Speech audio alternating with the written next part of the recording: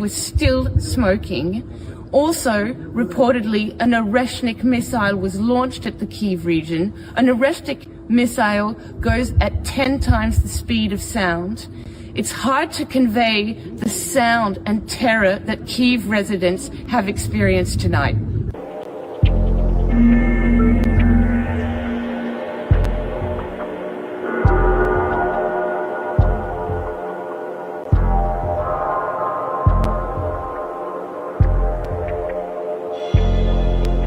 For the past 5 hours, Kyiv has been under massive missile and drone attack by Russia.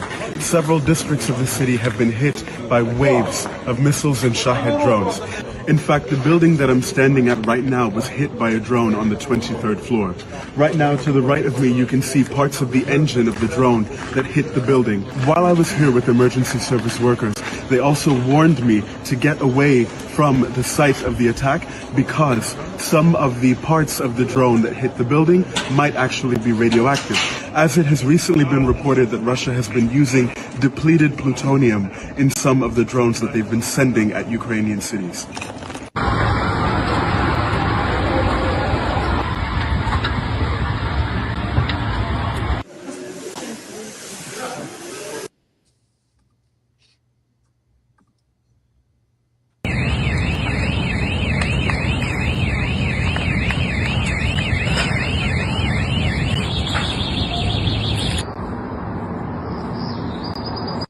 Behind me, the aftermath of Russia's large-scale combined attack on Kyiv. As of now, multiple fires were ignited across the city, including this residential building behind me.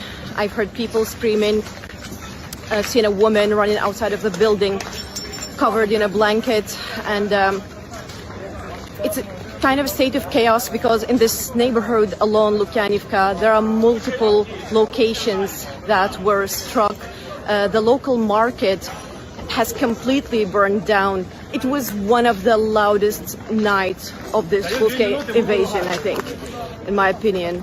And we know last night President Zelensky did issue a warning saying that Russia might be preparing a large-scale attack, and the emergency workers are asking us all to go to the shelter, fearing of a double tap. According to preliminary data, at least one person was killed and 10 people were injured, but the numbers are likely to increase.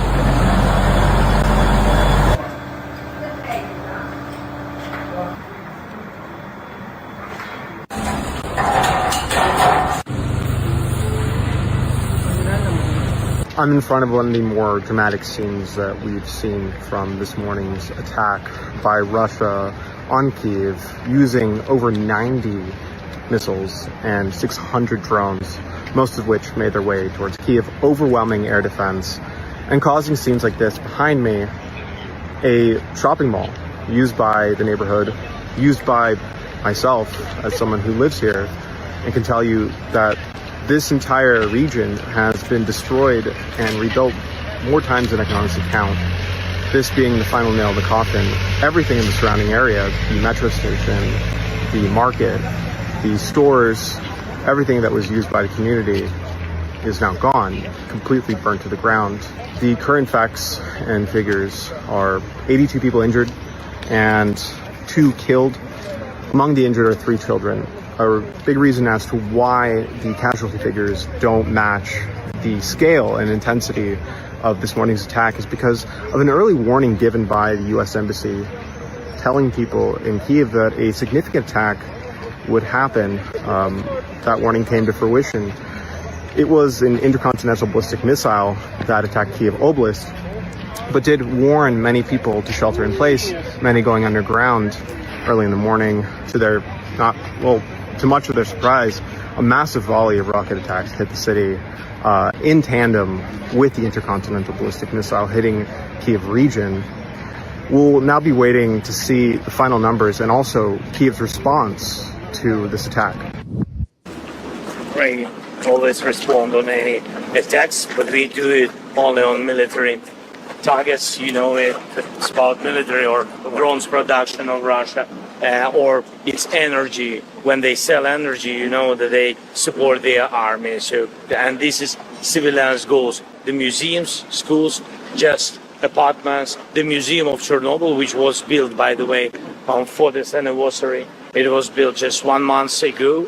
And so they attacked, they saw this museum, they attacked this exactly to the museum. So just crazy. That's it. Thank you. I stand by your side.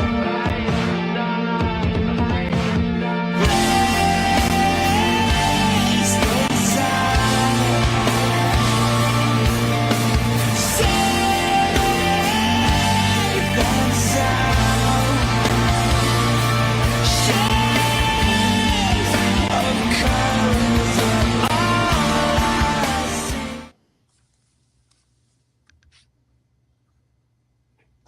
Beautiful video. Thank you, Ivan. And it was a terrible attack. Actually, I've been the next day in the Kiev downtown, so I've seen those devastations on myself. But what is remarkable, people just tried to live their regular life. Everyone was sitting in the cafes, drinking coffee. People a little bit tired, but still. I didn't notice any will to surrender, and I didn't notice any desire to accept the Russian requirements for surrender, and people are ready to keep fighting. And with such terror attacks, definitely Russia will not achieve their goals. Well, I'll tell you that it's very impressive how the Ukrainians can withstand such a horrible terroristic attacks. And by the way, yesterday I believe that Rubio has informed that Lavrov told him that the major attacks on Kiev are being prepared, so he would tell that to Donald Trump. I don't think that Donald Trump gives a shit about the possible attacks on Ukraine. He's busy elsewhere, not as Ukraine. And so Putin, for the last 4.5 years, he's only talking about escalation and the nuclear option and this option and 7 other options and so on. Well, look, it's all desperation now. There is no plan in Putin's hands somehow to improve the situation, to prepare new attacks, because in the front lines, there is nothing Russia can do, absolutely nothing. They are already at the end of their days, and only these terrorist attacks, unfortunately, they can still continue for some time, although at some point, I think they will be run out of ammunition because they're not producing anything as much as they're using, and their losses are well over 1,000 a day. And what they can show for 1,000 a day losses, what? Can they take some little village or a few houses here and there? It's nothing. It's a desperation. It's organization. And the Ukrainian possibilities are also increasing now. Ukraine is able to attack Russian logistics within 100 kilometers away from the battlefield. Now all major Russian roads, which they're using to transport the military supplies, are under the fire control, Ukrainian fire control, and Ukrainian drones are attacking the military vehicles which are being used for transport weapons, munition, and other goods for Russian occupation forces. So it means that soon Russia will lack the resources and will lack possibilities to deliver those resources to their soldiers in the trenches, and they will definitely starve, and they will have no ammo. They will have no shells to attack Ukrainians, and probably it will be a good option for Ukrainian counteroffensive because Russian soldiers just will not be able to stop the Ukrainian attacking force. So they will don't have any ammunition and any will, hopefully, to do it, actually. Actually, I heard very interesting analysis of top Western analysts. One of them, Mr. Taylor, he used to be ambassador of the United States in Kiev. He's a big friend of Ukrainians, and he was one of three authors. What they're writing is that Ukraine is, besides the absolutely incredible developments of drones, and not only just technology, but strategies and how to use them and so on. They are a very interesting taking approach to Crimea. For example, we were talking here on the show a long time ago about the possible attack to reclaim Crimea. What Ukrainians are doing is they're not attacking Crimea. They're attacking targets located in Crimea, and they are absolutely destroying any attempts of Russia to reinforce their units in Crimea. All the anti-aerial batteries, they're destroying them as well. So there is developing a situation where Russians would be happy to get the remaining of his army away from Ukraine, because there will be nothing for them to do in Ukraine. There is nothing, they will not even have food. They will have nothing there. They will be located there, but they are not able to fight. They are not able to get reinforcements. They are not getting food. They are not taking supplies. Even the weapons or just anything. So they're becoming completely useless. And I don't know, at the end of the day, they're going to eat each other. I don't know what else they're going to do. So this way, Probably, yeah. Crimea will fall into Ukrainian hands just by itself. They don't have to fight for it. It's already there. Yeah, I think this is the only way, because actually the reason why Crimea was transferred towards Ukrainian Soviet Republic by Nikita Khrushchev, which later was blamed by Putin, that Putin just presented Crimea to Ukraine and that Crimea was always Russian. But it was actually because of specific situation, because Russia was not able to support Crimea. Crimea is linked by land only with Ukraine. Yeah, and, water, electricity, everything. yeah, water, energy, resources, all can be supported. All transport, all logistics, all could be supported only via Ukraine, and that's why actually Crimea was transferred to Ukrainian Soviet Republic and became its part, because it's it was a business issue actually, and one of the goals of Putin's Russian full-scale invasion was to arrange a so-called land transport corridor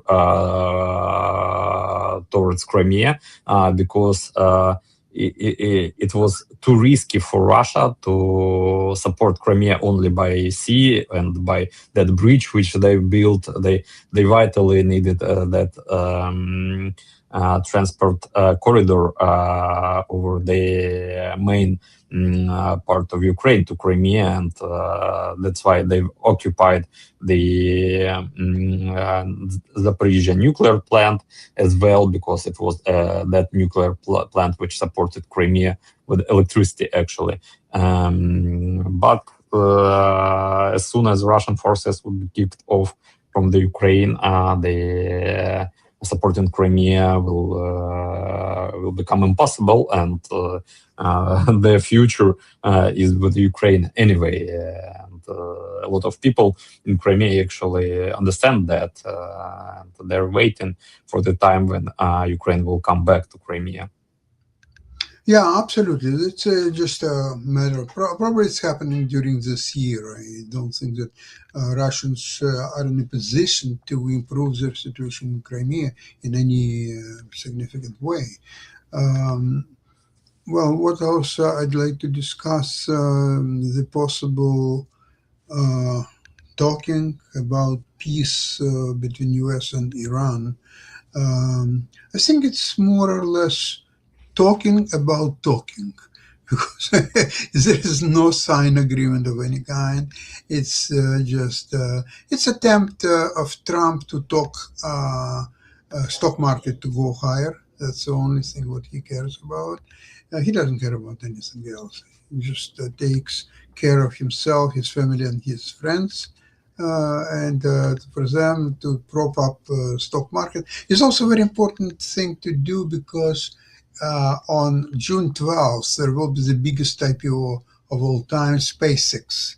And so market professionals, here is the way how they talk people into buying and buying stocks. So what they're saying, okay, here's a company, Micron Technologies, for example, right? Their stock was a few months ago $300. Now it's $835. I don't know, 25 maybe, 825. So what they're making analysis that their stock is the real value of that stock is $1,625. So people think, okay, so it's trading 825, 835, and its value is 1675. So I should buy as many shares as I can. So they're going on the market, they're buying Micron, their happy stock is going higher. So there are some other stock like AMD, probably some others. And they want to keep doing that until June 12th, when there's the IPO of SpaceX. See, historically, and you can see it, all these investment houses, once IPO is done and stock is trading, they don't care about IPO anymore. They don't care. They already made their money, and their friends and everybody else. So then it's very typical that when same day, most likely next day, stock is going down, and there is nothing there to support the stock. So combination of these two factors, Trump stock to go higher, and investment professionals have their aim at SpaceX IPO. So they're talking about this going higher.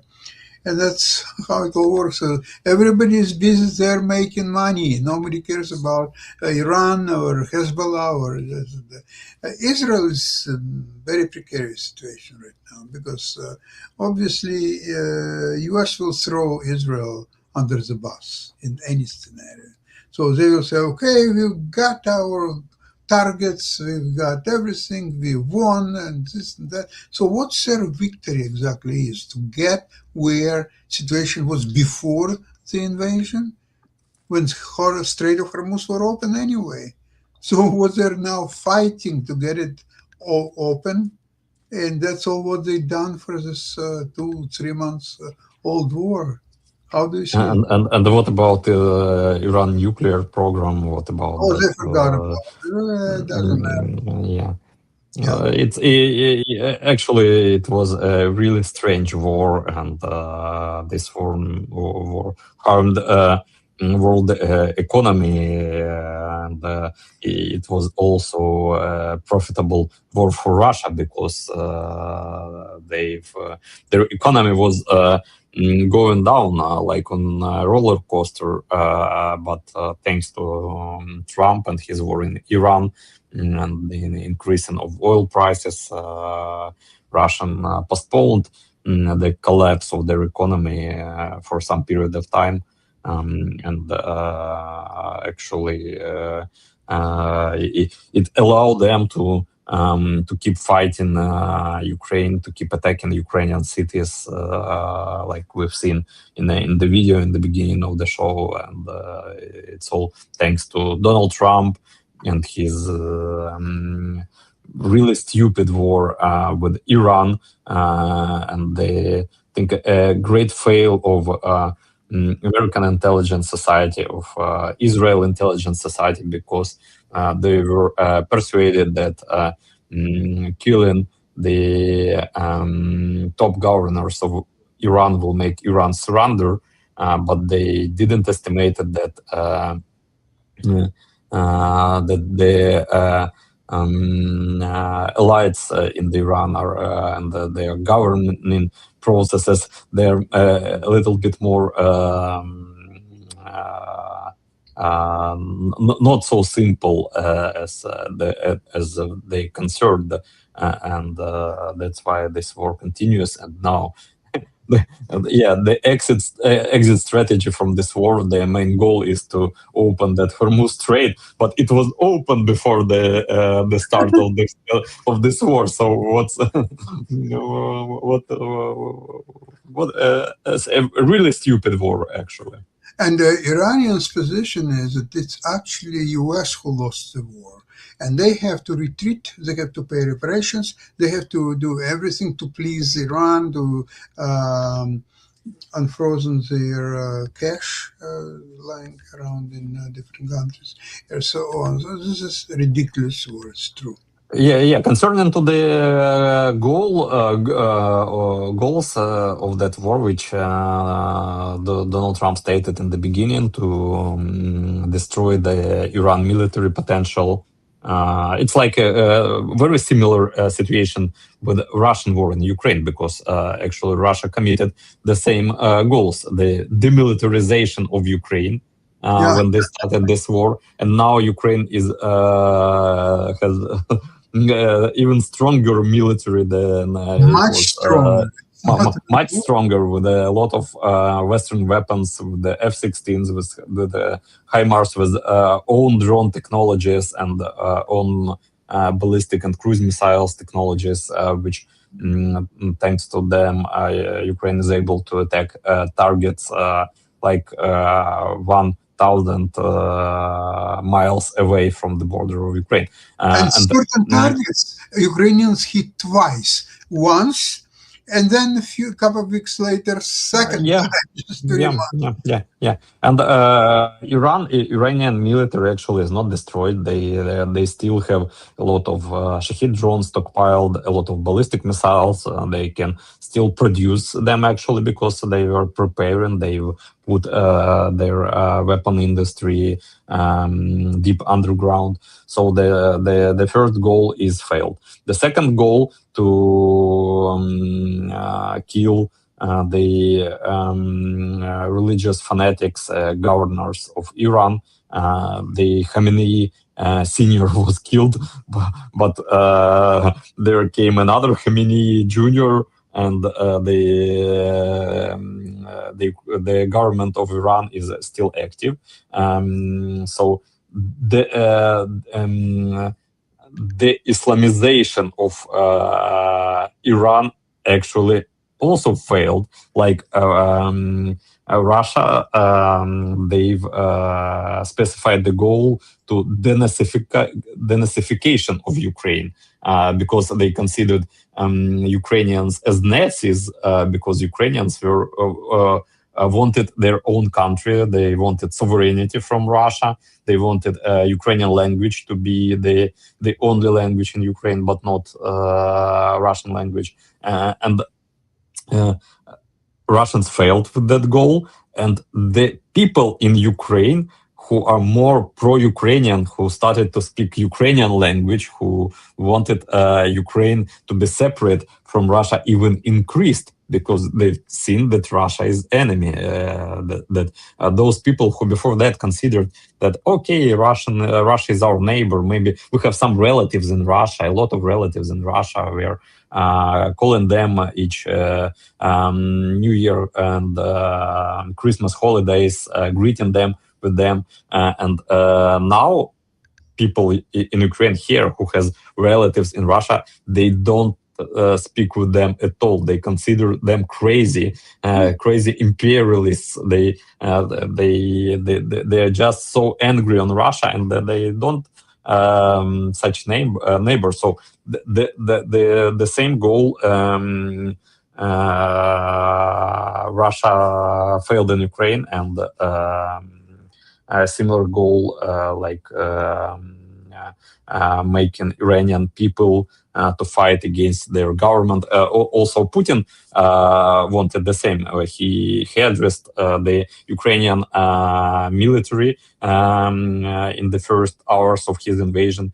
He asked Ukrainian military to take power in their own hands, to Ukrainian people to kick off Zelensky and take power in their own hands and make a peace with Russia. But Ukrainian people united over the Ukrainian military, united over the Ukrainian government, over Zelensky, and supported him during the first years, days and years of the invasion.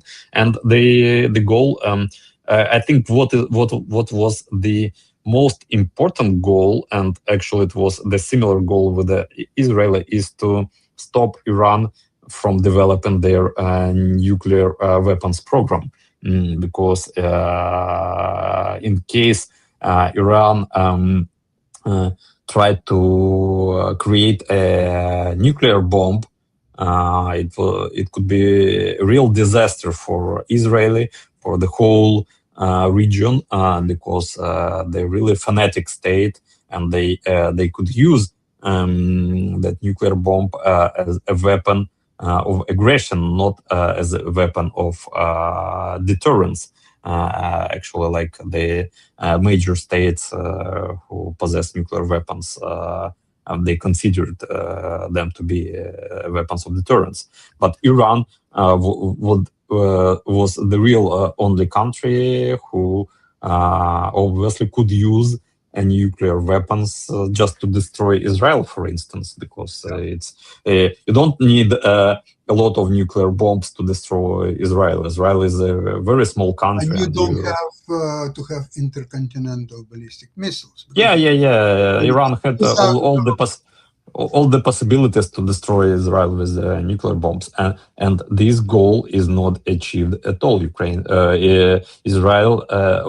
Iran still has that uran deposits. They are still able to develop a nuclear bomb, to produce it in probably in several months, actually. And so, and considering all those goals of that stupid war, then yes, obviously.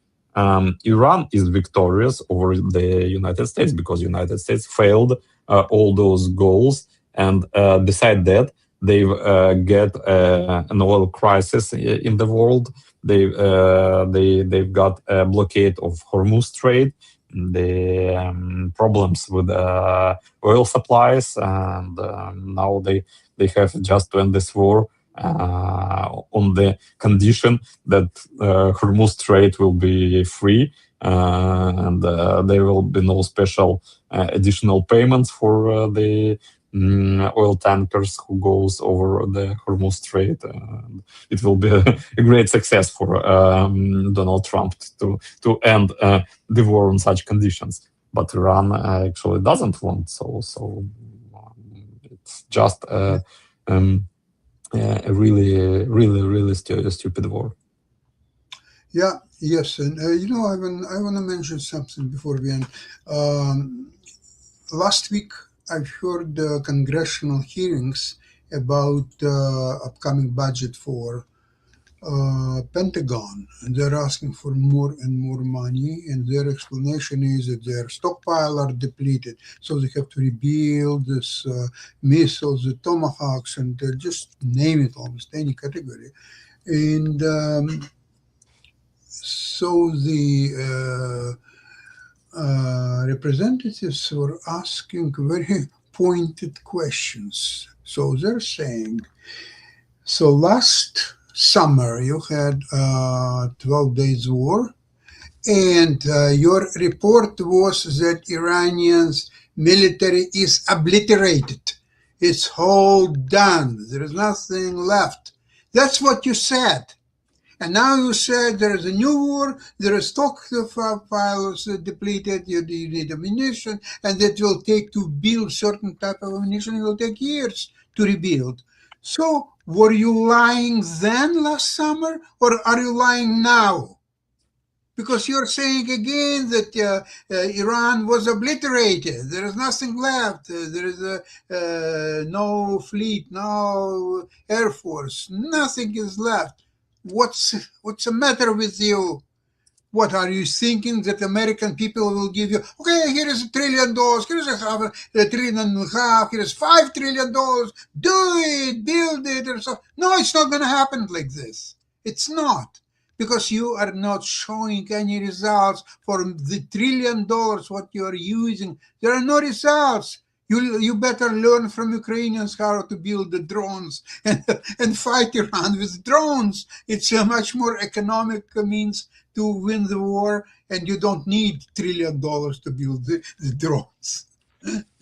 I just even cannot imagine what Ukraine could achieve with such budgets as the Pentagon has. Then Russia was already running away and screaming from Ukraine and just asking to leave them alone and not to kill all the Russians actually. But yeah, Ukraine is doing a really great job considering the limited resources and the progress of technologies, of drone technologies. It's actually amazing, and It is. Ukraine now is a really drone superpower in the world, and I think it's very good for United States to be an ally of Ukraine because they can get access to all those technologies and in some way. Maybe one day, but we'll see. Ivan, thank you so much for today's program. Slava Ukraini, for sure, and I hope to see you Friday, same place, same time. Ivan, please, if you can, try to make it. I will try. Thank you. Thank you so Bye much. bye. Bye bye.